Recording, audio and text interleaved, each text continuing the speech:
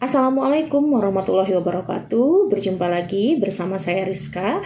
Di video kali ini saya akan membahas mengenai morning depression. Morning depression adalah sebuah kondisi depresi yang terjadi di pagi hari dengan berbagai macam gejala tentunya yang bisa dirasakan oleh kalian di berbagai kalangan usia. Hal ini juga bisa terjadi bagi kamu yang mungkin sudah mengalami fase depresi sebelumnya atau memiliki beban-beban dan masalah-masalah yang belum tertuntaskan.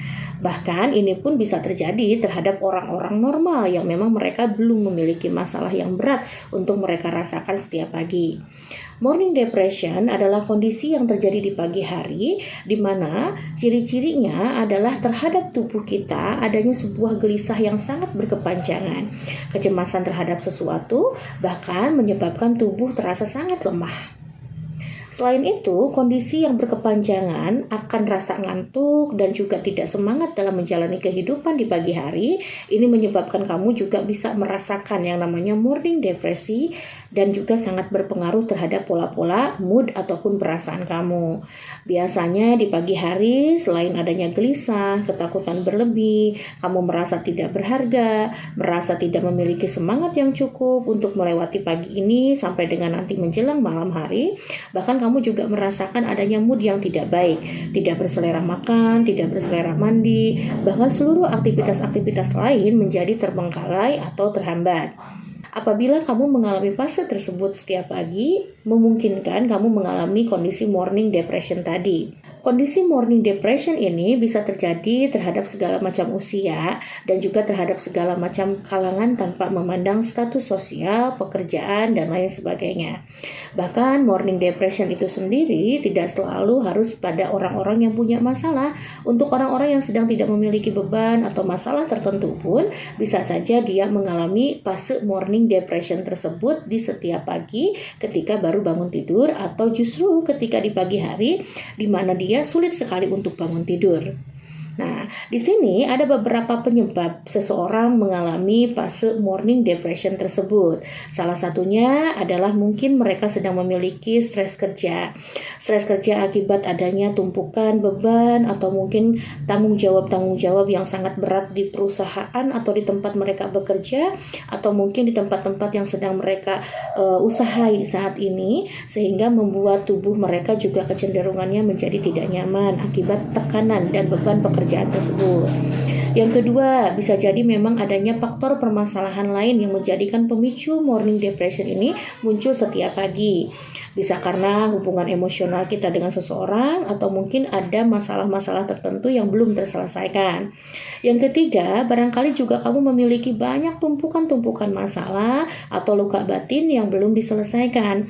Yang mana disadari atau tidak, tumpukan luka batin dan beban masalah tersebut setiap hari bertumpuk menjadikan tubuh kamu semakin berenerginya negatif sehingga menguras energi positif dalam tubuh dan membuat mood atau perasaan kamu menjadi kurang baik. Ditambah adanya faktor-faktor lingkungan lain yang mungkin menjadikan pemicu terlebih terhadap tubuh kamu untuk merasakan fase morning depression tersebut. Bisa dari faktor eksternal, misalkan cuaca yang terlalu ekstrim, hujan yang terlalu lebat, jadi membuat kamu semakin malas untuk mengerjakan aktivitas di pagi hari atau sekedar bangun di pagi hari. Nah, baik teman-teman, apabila kamu sudah mengalami fase morning depression tersebut, baik dalam jangka waktu dekat ataupun kondisinya pernah kamu mengalami ini berkepanjangan, sudah berhari-hari, berbulan-bulan, bahkan bertahun-tahun selalu mengalami fase tersebut, apalagi disertai dengan adanya perasaan mual, sakit kepala, atau gejala tubuh lainnya yang membuat kamu merasa tidak nyaman, ada kalanya kamu juga bisa mengikuti tips yang akan saya berikan saat ini. Berikut adalah cara-cara ataupun beberapa tips yang bisa kita lakukan supaya kita bisa mengendalikan morning depression ini agar tubuhmu jauh lebih sehat, tenang, dan bahagia di pagi hari. Yang pertama adalah perbanyaklah bersyukur. Dengan kamu memperbanyak bersyukur, artinya kamu mengingat berbagai macam kebaikan-kebaikan dari orang sekitar yang membuat mood kamu semakin baik di setiap pagi. Sehingga hal tersebut juga bisa memungkinkan kamu senantiasa berpikir positif. Apabila seseorang sudah terbiasa berpikir positif, maka dia juga terbiasa untuk mampu mengendalikan pikiran otak alam bawah sadar dan mampu mengendalikan otak depannya yang berfungsi sebagai pengendali perasaan dan juga perilaku. Apabila pikiran sudah positif, maka perasaan juga akan jauh lebih positif, sehingga mempengaruhi motorik atau kinerja tubuh menjadi perilaku-perilaku baik yang bisa kita lakukan setiap harinya. Yang kedua, apabila sudah memperbanyak syukur dengan berbagai macam pikiran yang positif, sehingga perasaan kamu atau mood kamu jadi seimbang. Kamu merasakan semangat pagi yang lebih baik, kamu memiliki motivasi yang sangat besar, sehingga memungkinkan kamu juga memiliki target dan tujuan hidup yang sangat terarah. Yang ketiga, perbanyaklah bersosialisasi. Artinya, jangan suka menghindari lingkungan atau menarik diri dari keadaan lingkungan apapun. Oleh karena itu, kamu berhasil untuk tidak menghindari masalah. Sedangkan apabila kamu belajar untuk menghindari lingkungan, sama seperti kamu juga senantiasa menghindari masalah. Dan itu yang menyebabkan kamu cemas, gelisah, dan morning depression di pagi hari. Perbanyak sosialisasi dengan orang-orang terdekat dan perbanyak juga melakukan aktivitas-aktivitas positif di pagi hari sehingga membuat tubuhmu senantiasa berperilaku baik dan juga memiliki mood yang sangat positif. Selain itu, dengan sosialisasi, kamu juga bisa menciptakan sebuah hormon oksitosin dalam tubuh, yaitu hormon penuh cinta kasih yang bisa kamu dapatkan dari orang-orang sekitar. Bahkan kamu juga bisa berkomunikasi dengan mereka tidak hanya dengan tatap muka langsung, bisa melalui virtual hanya dengan sekedar chatting, telepon, video call, dan lain sebagainya. Atau media sosial juga sangat membantu kamu untuk bisa bersosialisasi tanpa tatap muka. Selanjutnya, perbanyaklah untuk merasakan kebahagiaan. Bahagia adalah bukan sebuah kondisi yang kita rasakan atau yang kita dapatkan dari sebuah peristiwa, melainkan bahagia itu terjadi apabila kita memiliki reaksi tertentu terhadap sesuatu yang pernah terjadi.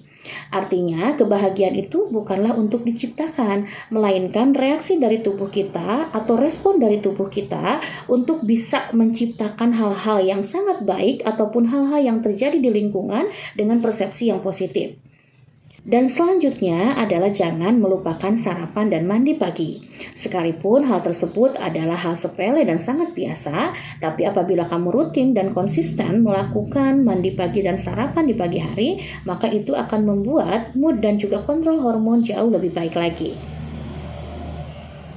Dan yang selanjutnya, apabila kamu memiliki banyak keluhan dalam diri mengenai beban-beban lain yang ingin kamu sharing atau kamu konsultasikan dengan para ahli, kamu bisa datang ke berbagai macam profesional. Kamu bisa mendapatkan saran solusi terbaik dari mereka. Baik, demikian yang bisa saya sampaikan. Semoga bermanfaat. Assalamualaikum warahmatullahi wabarakatuh.